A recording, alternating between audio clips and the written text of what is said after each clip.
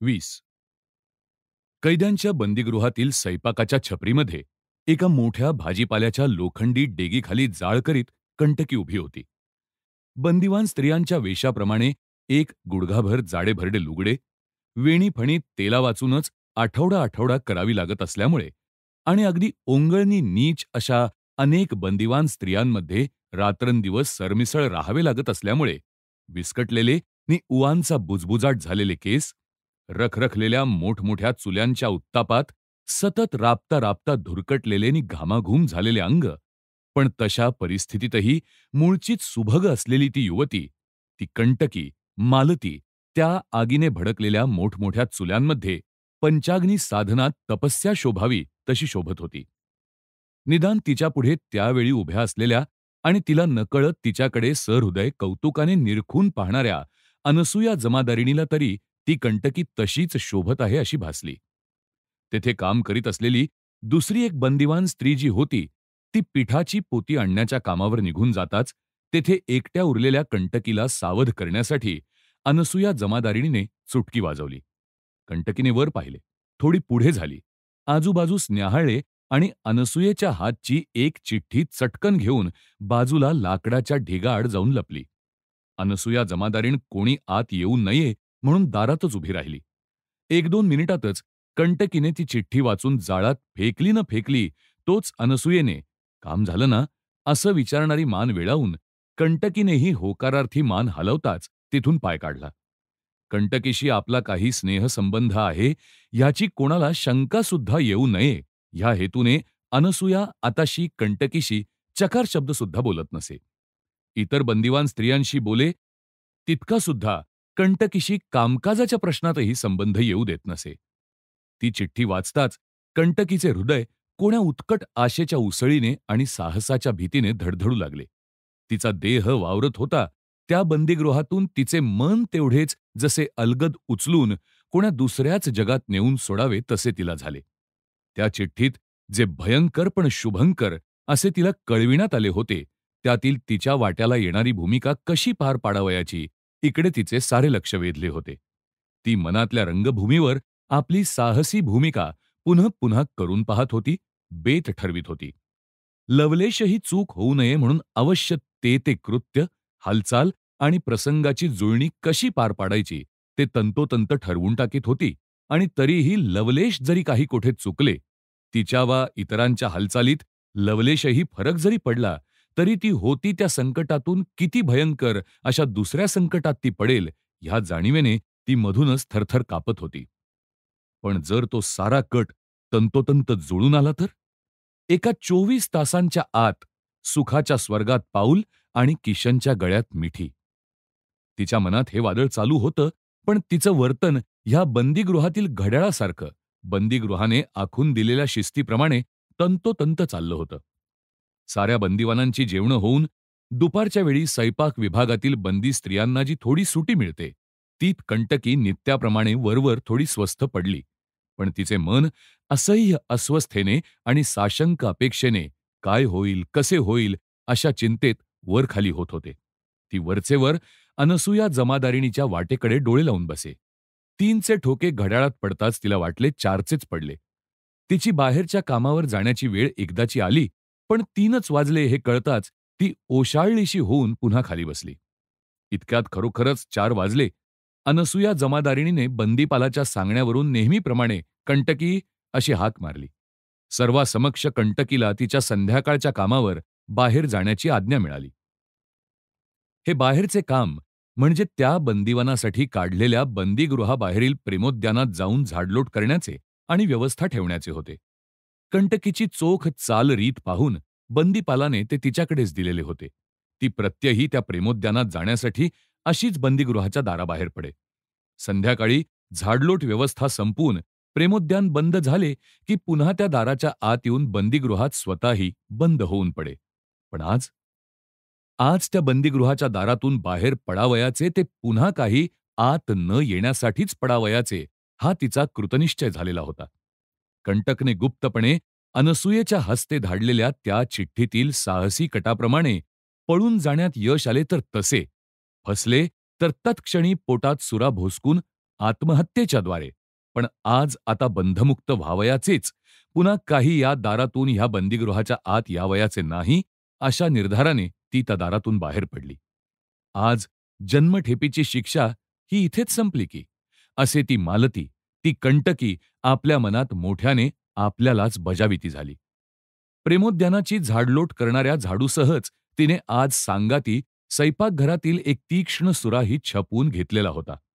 तो तिने पुन्हा एकदा चाचपून पाहिला आणि दारावरील ओळखीच्या पहारेकऱ्यांपैकी कोणालाही झडती घ्यावयाची सुद्धा आवश्यकता वाटू नये, अशा सालस, बावळट आणि हसऱ्या ढिलाईने ती त्या बंदीगृहाच्या दाराबाहेर पडली. अनसूया त्यावेळी तेथे ढुंकून पाहण्यासाठी आली नव्हती.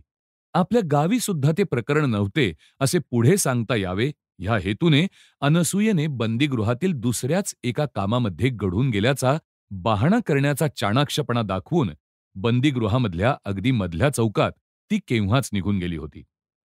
बंदीवानातील चांगल्या चालीच्या स्त्री-पुरुषांना विवाहाची अनुज्ञा मिळाल्यानंतर ते काळ्या पाण्यावरील बंदिवान आपल्याला आवडेल असा जोड निवडण्यासाठी त्या बागेत येत.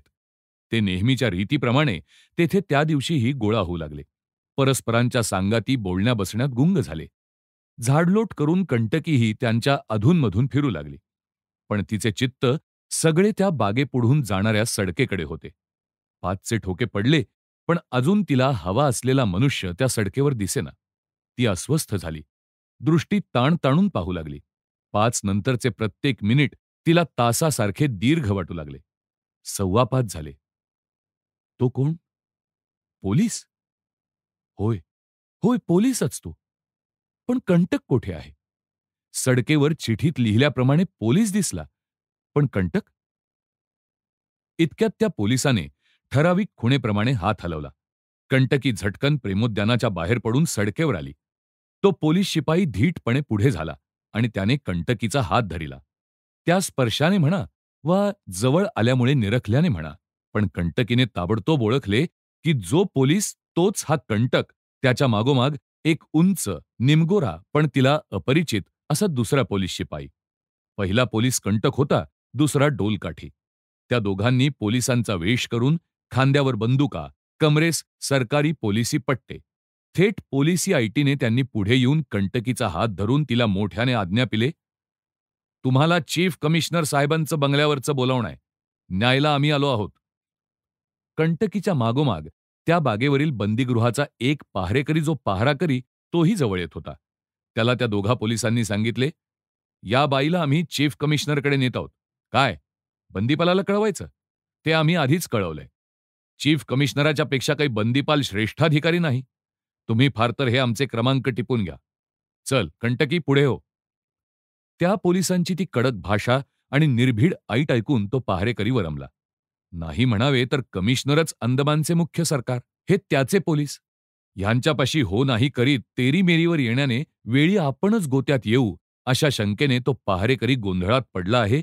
तोच त्या पोलिसांनी कंटकीला पुढे घालून "चलो" असे आज्ञा पिले. त्या आज्ञेची वाट सुद्धा न पाहता कंटकीही आधीच वाट चालू लागली होती. 5 मिनिटांच्या आत ती तिघे एका वळणाने दुसऱ्याच वाटेला निघूनही गेली. तो पहारेकरी ती दिसेनाशी होईतो त्या वाटेकडेच पाहत राहिला.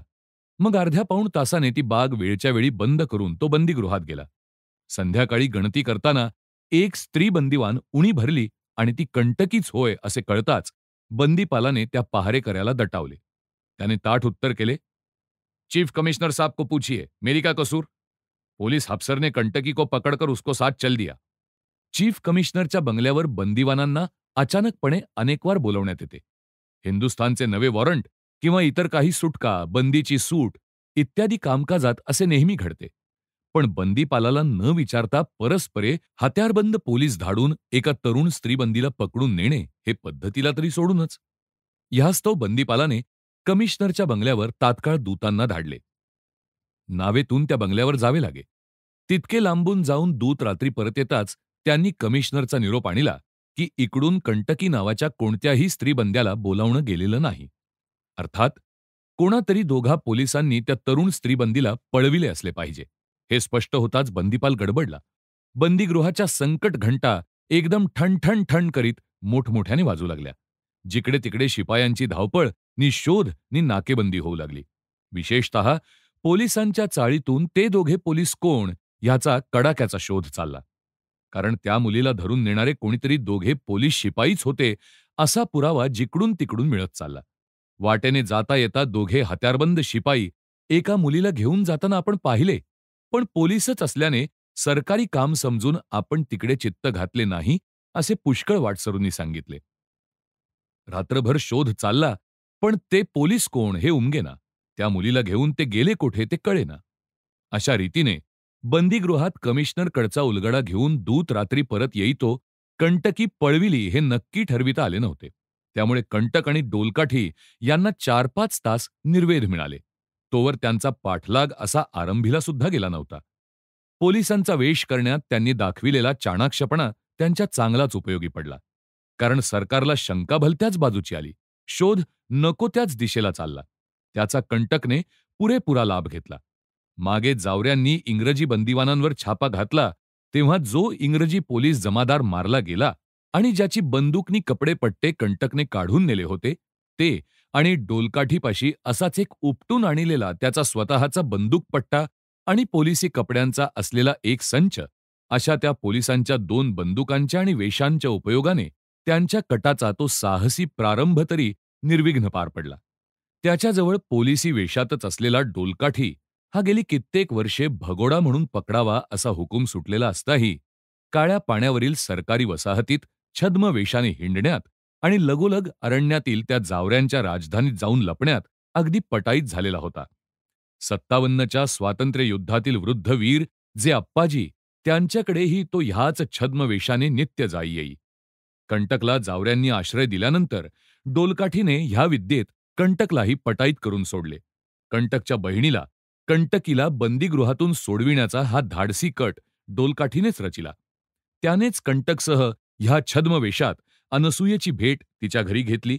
कंटकने तिच्याकडे ठेव म्हणून ठेविलेली 1000-1500 हजारांची रक्कम कंटकच्या सांगण्याप्रमाणे तिच्याकडून परत घेतली नि कंटकीला बंदीगृहात देण्यासाठी ती कटाविषयीची गुप्त चिठ्ठी अनसूयेच्या हाती धाडली होती. त्या चिठ्ठीप्रमाणे कंटकीने ठराविक वेळी धीटपणे त्या बागेतून निसटून ह्या पोलिसी छद्मवेशात आलेल्या आपल्या सवंगड्यासह जन्मठेप बंदिवासाच्या बेड्या एका क्षणात तोडून टाकण्याचे हे जीवावरचे धाडस केले होते.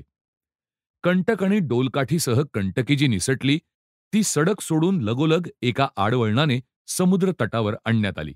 तेथे एक डुंगी सज्जच होती.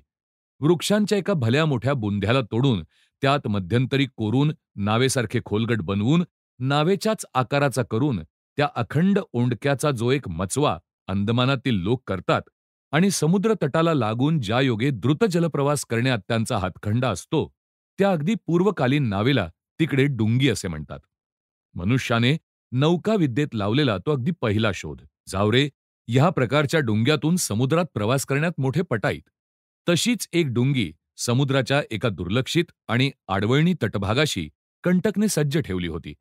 कंटकीला घेऊन ते पोलीस वेशातील हत्यारबंद दोघेजण त्या डुंगीत बसले आणि डुंगी झपाझप समुद्रात घुसू लागली.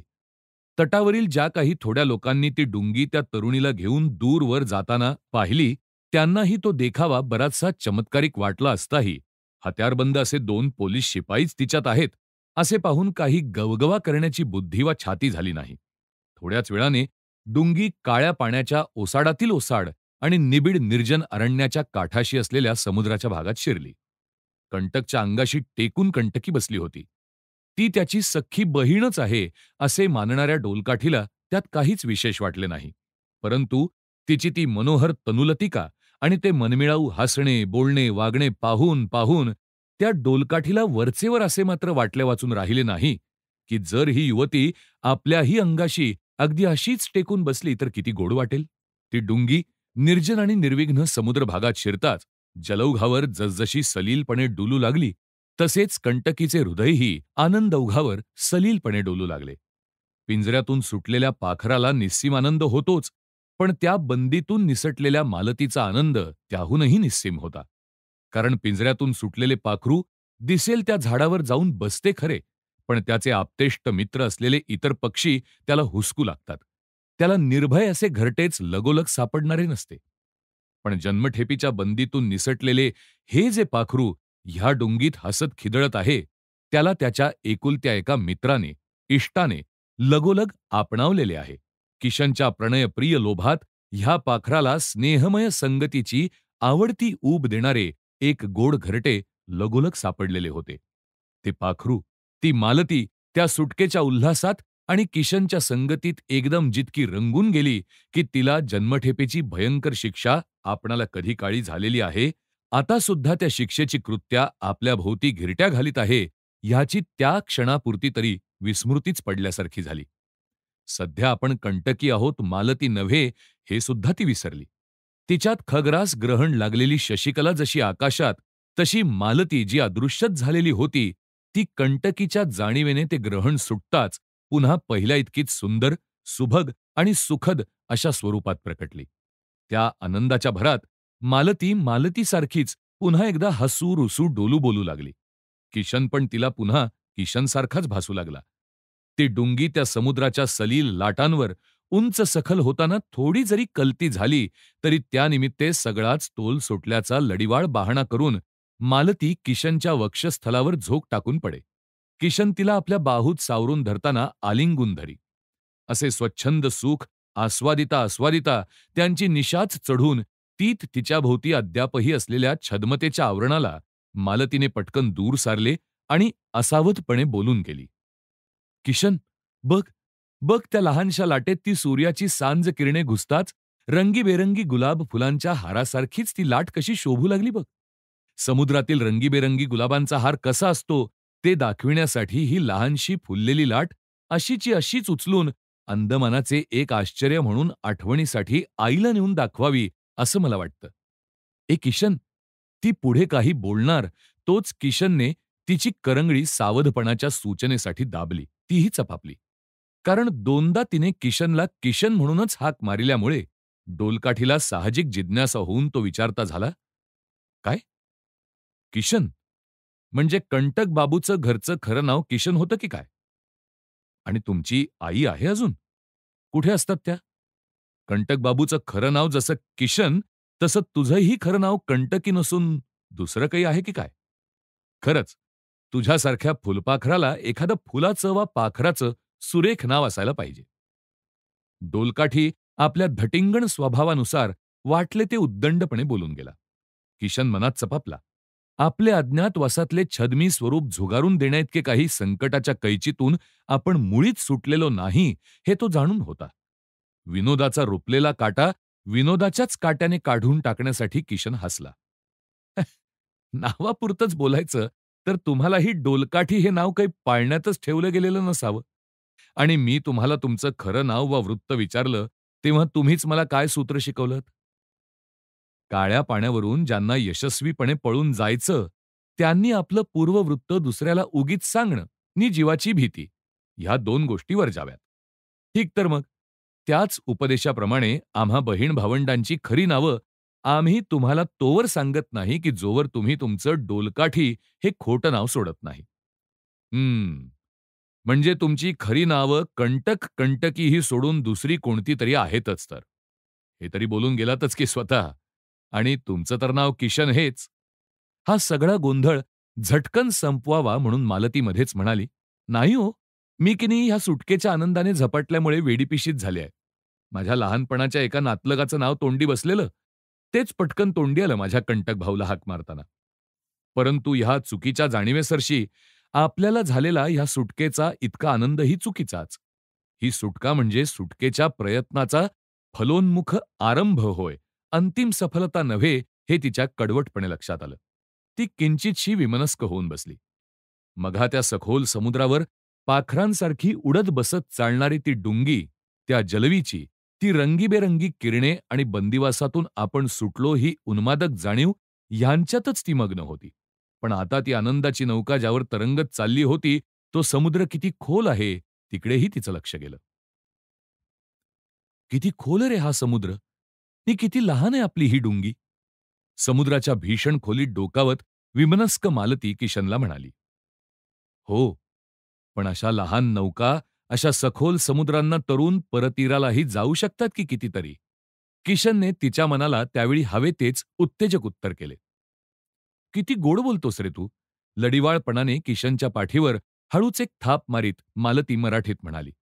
तिला वाटले डोलकाठीला मराठी येत नसावे, कारण इतका वेळ अंदमानात सर्वजण नेहमी बोलतात त्या हिंदीतच ती सगळी बोलत नाही. पण माझ्या पाठीवर तुम्ही तसंच लडिवाळपणे थोपटून विचाराल ना, तर मी पण तसंच गोड बोलेन की. डोलकाठी त्याच्या सैनिक बाण्याच्या धसमुसळ्या विनोदाने मराठीतच मध्येच म्हणाला. इतकेच नव्हे, तर निष्कपट सलगीने मालतीच्या पाठीवर आपणहून त्याने तशीच एक हलकी थाप मारली. मालती चमकून म्हणाली, "म्हणजे? तुम्हालाही मराठी येतं वाटतं? महाराष्ट्रातच घर आहे की काय तुमचं मूळचं?" एकमेकांना विचारायचं नाही काही एक पूर्ववृत्त असं. एकमेकांनी जे आपणहून कोणी सांगेल तेवढं ऐकायचं काय ते. कंटक बाबूंचा आणि आमचा असा ठराव झालाय आधीच. डोलकाठी हे बोलत आहे, इतक्यात शेजारच्या सिंधू तटाकडील पहाडावरून ऊ अशा उंच किंकाळ्या नि टाळ्या ऐकू आल्या. लगोलग कंटकने आणि डोलकाठीने डुंगी त्या तटाकडे वल्लविली. त्यांनी रचिलेल्या कटाप्रमाणे भरती ओहोटीच्या मानाने जेथे सुरक्षित स्थळ असेल, तेथे उतरून घेण्यासाठी जावरे त्या बाजूला येणार होते आणि अशा खुणा करणार होते. त्याप्रमाणे ते 15-20 जावरे धनुष्य बाणांनी सज्ज होऊन एका आडोशाच्या उतारापाशी आले होते. तेथे ती डुंगी येताच त्यांनी कंटकसह सर्वांना उतरून घेतले. दाट अरण्यातून वळणे घेत घेत अंधार पडतो न पडतो तो ते सारेजण राजा नानकोबीच्या त्या रानटी राजधानीला येऊन पोहोचले. जावरे लोक एक मोठी आगोटी पेटवून त्यावेळी तिच्या भोवती बसलेले होते. त्या आगोटीवर एक रानडुकराचे धूडचे धूड उलटे टांगलेले होते. त्यांची सामायिक पारध असली म्हणजे तो प्राणी अशा आगोटीवर ते टांगून ठेवतात आणि तो तसा खूप धुमसला, भाजला म्हणजे मग त्याला काढून त्याच्या त्या अर्ध्या कच्च्या मांसाचे तुकडे सगळ्यांना वाटून देण्यात येतात. ती जेवणावळ उरकली की त्या आगोटीभोवती ते सारे स्त्री-पुरुष सरमिसळ नि उल्लिंग अवस्थेत आपला नंगा नाच चालू करतात. अशा आगोट्या वेळीप्रसंगी 3-4ही असतात आणि त्याभोवती जेवणावळींच्या आणि नाचाच्याही निरनिराळ्या 3-4 पंक्ती झडतात. त्या ठराविक कार्यक्रमात हे तिघे पाहुणे त्या जीवावरच्या साहसातून असे यशस्वी होऊन परत येताच आता एक निराळाच रंग भरला. ते सारे या तिघांभोवती घोघो जमा झाले. त्यातही ज्याचे त्याचे लक्ष कंटकीकडे. राजा नानकोबीला ह्या साहसी कटाची माहिती होतीच. त्याच्या विचारानेच कंटक आणि डोलकाठी कंटकीला सोडवून आणण्याच्या कामगिरीवर गेले होते. कंटकीला इंग्रजांच्या थेट जन्मठेपीच्या बंदीगृहातून अशी छिनावून आणण्यात इंग्रजांच्या कडेलोट बंदोबस्ताच्या बढाईचाच पाणउतारा केला आणि तोही आपल्या जावऱ्यांच्या साहाय्याने, जावऱ्यांच्या आश्रितांनी, असा राजा नानकोबीला स्वतःचाच गौरव वाटला. त्या विजयाची पताकाच असलेली ती कंटकी तिला पाहता पाहता त्यालाही पुरेसेच होईना. पण त्या सगळ्यात जावऱ्यांच्या बायका मुलींची लगबग तर विचारूच नका. आगटीच्या भडक उजेडात तिच्याकडे त्या आपुलकीने पाहात, हसत, खुणावीत, घोळ घालून उभ्या राहिल्या. पण तिच्यापेक्षाही जर त्यांना कशाकडे विशेष निरखावेसे वाटत असले, तर ते तिच्या त्या साडीकडे. मालतीला त्या जावऱ्यांच्या विवस्त्र स्त्रिया सारख्या खुणावू लागल्या. "हे काय? त्या स्त्रीने शरीराभोवती हे काय अभद्र गुंडाळलंय? तशी ती दिसते आहे कितीतरी सुरेख. मग कपड्यात कशाला झाकतेय स्वतःला अशी लाजून? काय नेसली आहे होते?" असे नाना प्रश्न त्या आपसात विचारित होत्या. डोलकाठीने त्यातील एका स्त्रीला उत्तर केले, "ती साडी आहे साडी. लुगडं म्हणतात त्याला." त्या सरशी त्या साऱ्या जणी तोंडावर हात ठेवून खुदकन हसल्या आणि नाक मुरडून म्हणाल्या, "इश्श!